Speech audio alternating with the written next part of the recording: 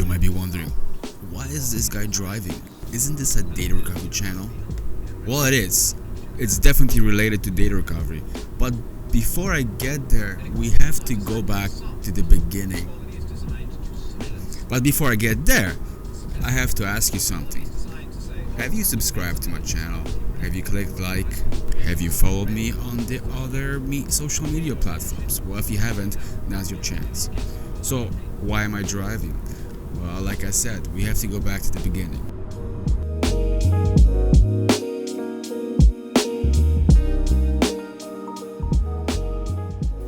So here's everyone's favorite, Surface Pro. Now these tablets are great, but they suffer a major problem. And the major failure is the nVMe, as you can see by this sad face. I get a lot of these, and a lot of times it's just the nVMe failing. Since Surface 3 or 4, nVMe is soldered onto the single chip you see right there in the middle of the screen. So this is almost like an eMMC. It's a single package and controller in one. So unless you fix the tablet, if you can't fix it, then you have to pull the chip off. And a lot of times they're encrypted. There's a way around encryption, but as you can see in this one, I was already expecting failure because it's not showing up at all. It's even Linux is telling you it's failing. So what do we do?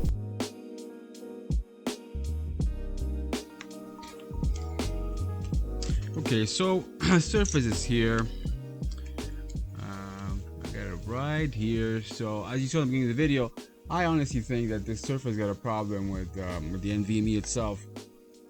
But I think probably trying. I don't have a reader. There are readers for these devices, but I don't have one. So I'm going to use this thing here.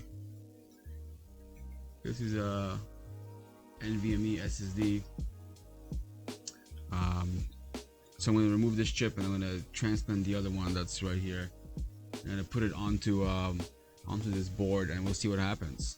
And by the way, this time I remembered to start recording. Like last video I didn't turn the overhead camera, the microscope camera on. I mean, it's still crap. This camera is not very good, but I'm going to replace it eventually one of these days. But for now it's staying here.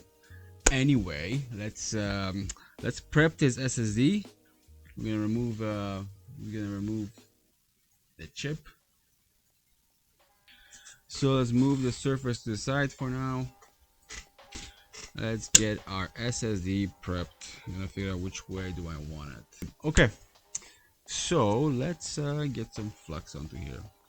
So we don't want to damage this board. It's the only one I have. And then I'm gonna use low melt solder paste to reball that chip. And then I'm gonna see how that works. So a little bit of information about these chips. So these chips is NVMe package itself. It's I don't know that much about it, but I know that this chip itself is almost like an eMMC type of situation. It basically the chip itself is the entire NVMe. So I mean, we could potentially remove the NVMe and just run the wires to PCIe lanes, but I've never done it. I don't know if it's gonna work. I'm just kind of guessing that's what you can do, right? But I don't want to waste time on trying these things. I just want to do it so I can recover the data.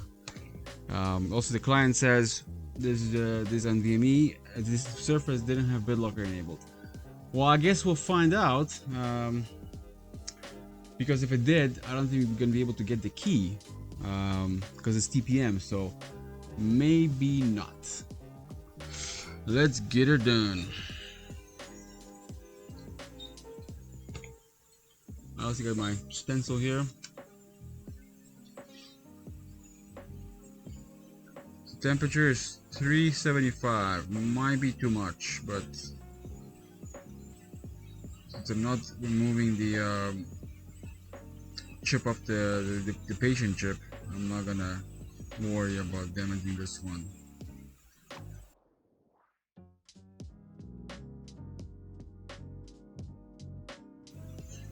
We also don't want to pull any pads off. Ah, beautiful. Beautiful, beautiful lift. No pads have been pulled. But the question is the chip still working?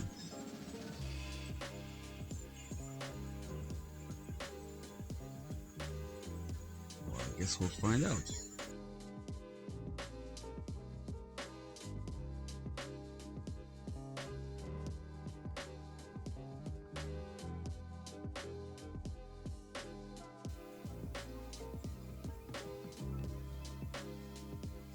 Okay, we can see the as you can see, I cleaned up the board pretty good. I'm gonna use some alcohol on this thing so it's nice and clean.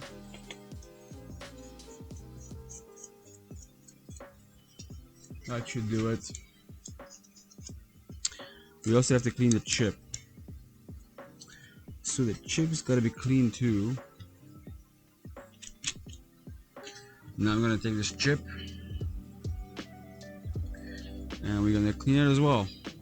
Also low melt solder.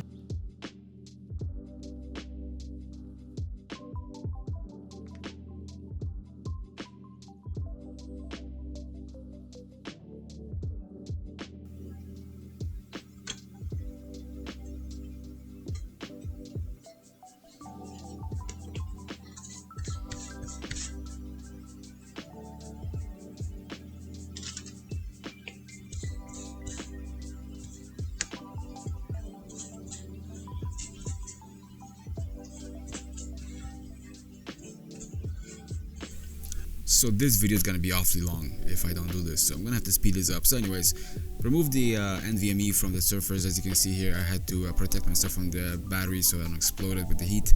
Removed it, cleaned it, used once again low melt solder and cleaned all the pads, and it was a good lift, no issues whatsoever. Had to use a bit more temperature, so here it is cleaned up. Now just straightforward reballing, so some Kapton tape, use a stencil, clean it up,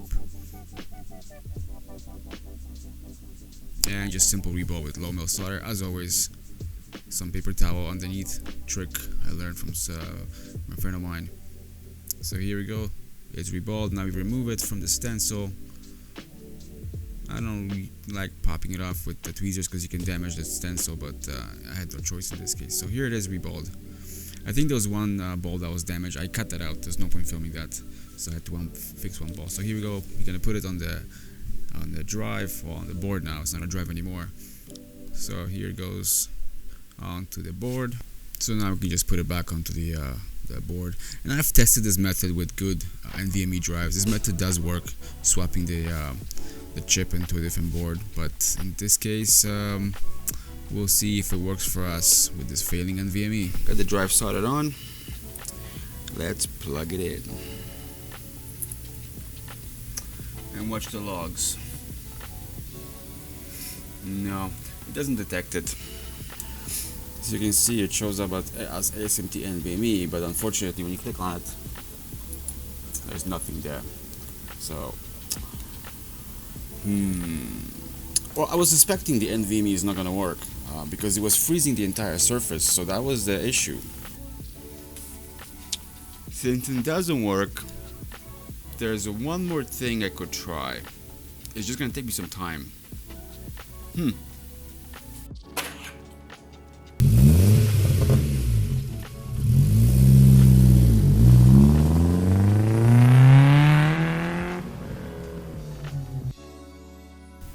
So I ended up driving to see a friend of mine up in Guelph, which is about 40-minute drive.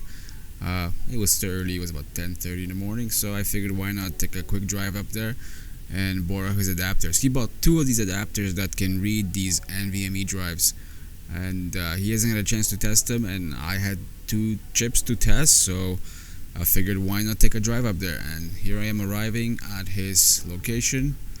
I'm just pulling in.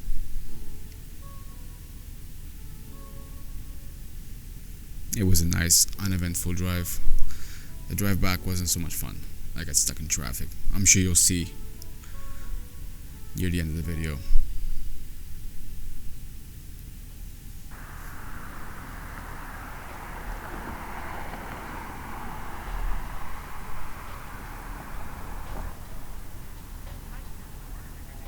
And here we are.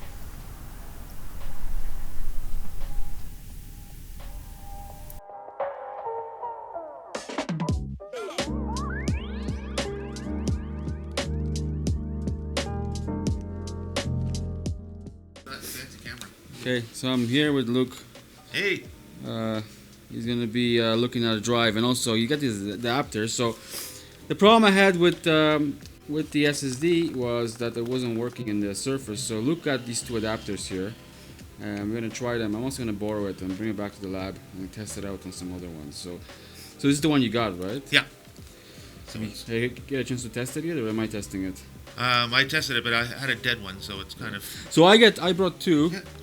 I have the one from the Surface, which I'm suspecting is dead, and then this is the good one. We can test it out.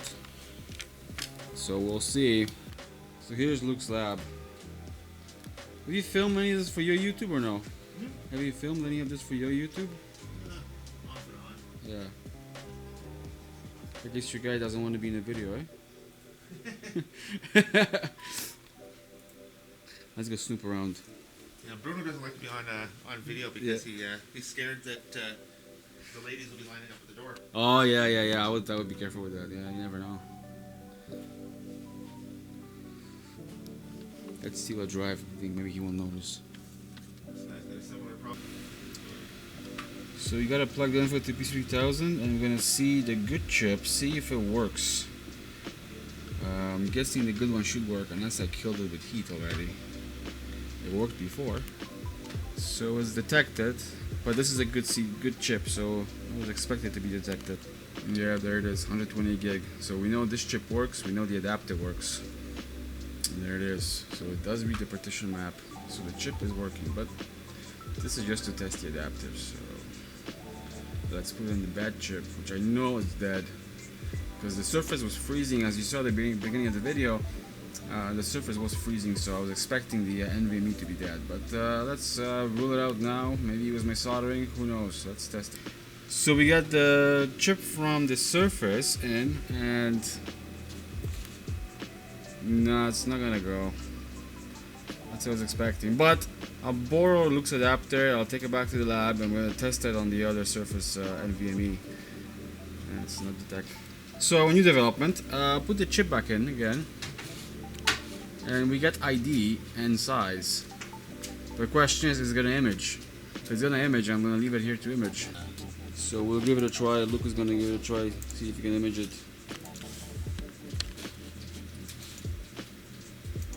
Maybe you can open the file structure and we just dump the user folder now.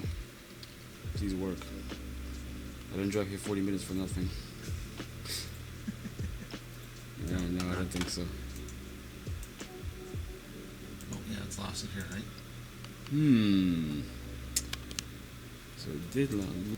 So the beauty of recovering SSD drives, doesn't matter what you see on YouTube, everyone being successful, it's not the case. I said in my video from 4 years ago, it's about 30% if you're lucky. What do you say, Luke? What's the probability of recovering SSDs? 20-30%? I usually say it's around 20% myself. Yeah, it's not very good. I just had a case of Wallet came in today. Yeah. And user had a problem with Windows booting. Yeah. And her or him, whichever, had a problem, so they tried to reinstall Windows a few times, and so I could use, after getting a full clone with no bad sectors, used UFS and RStudio, did a full scan, brought up a full file tree, wow, and not a single sector in every file. They're all zeros. Oh yeah, I've seen that happen. Yeah, They're all trim. Oh yeah. So we got a bit of green, but it's not really responding. That's to be expected. Yep. Okay, well, we had it to read a little bit, but I think I'm going to take it back to the lab and try it there. So, thanks for letting me drop by and borrow your stuff, man. No and you're going to be famous on YouTube with my 5,000 subscribers. I'm going to take the adapter and I'm going to try it. So before I left, I had a look at everything Luke has, and he showed me his clean room. I mean, I've been there before, it's nothing new to me. It's just, I wanted to show you for YouTube. And this awesome box he's using for hard drives, when he puts all the parts into one box and you kind of keep it all tidy, especially if you work on a lot of drives. It's a great box to have.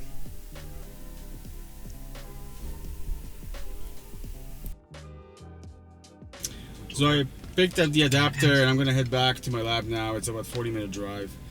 I'm gonna keep trying. Maybe I'll try DeepSpar and maybe it'll work. If not, then there's one more Surface I have also that doesn't work, which is probably a bad NVMe drive as well. Very common on these drives, on these tablets. So let's head back to Mississauga and see if we can get it to work.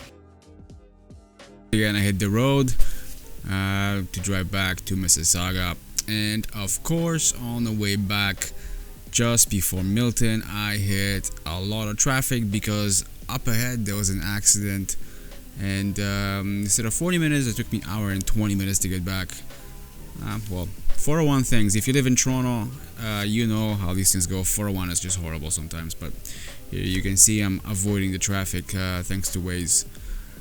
And I get back on the 401 and I get to the office in time before 1 o'clock. And I'm just pulling in.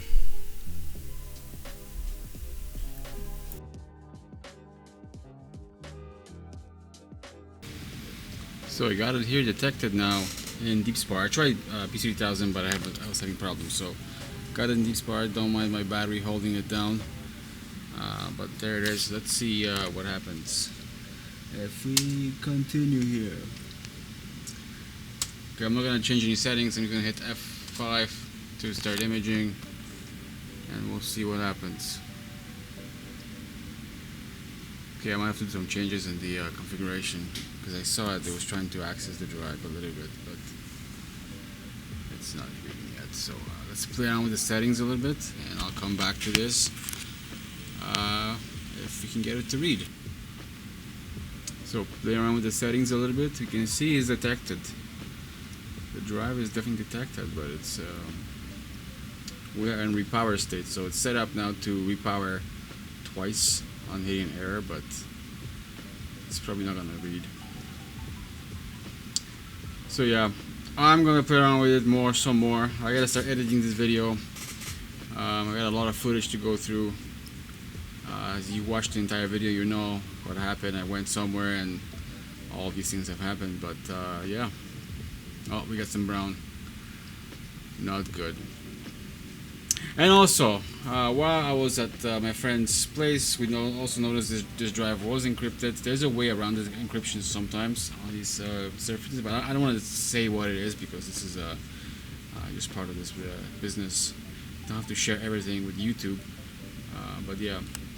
This drive is pretty much done for. I have one more surface to try for data recovery. Hopefully that one's gonna be recoverable, but this one isn't. You know what to do. Share, like, subscribe, all that stuff. Links for everything I use is below, and I'll see you in the next video.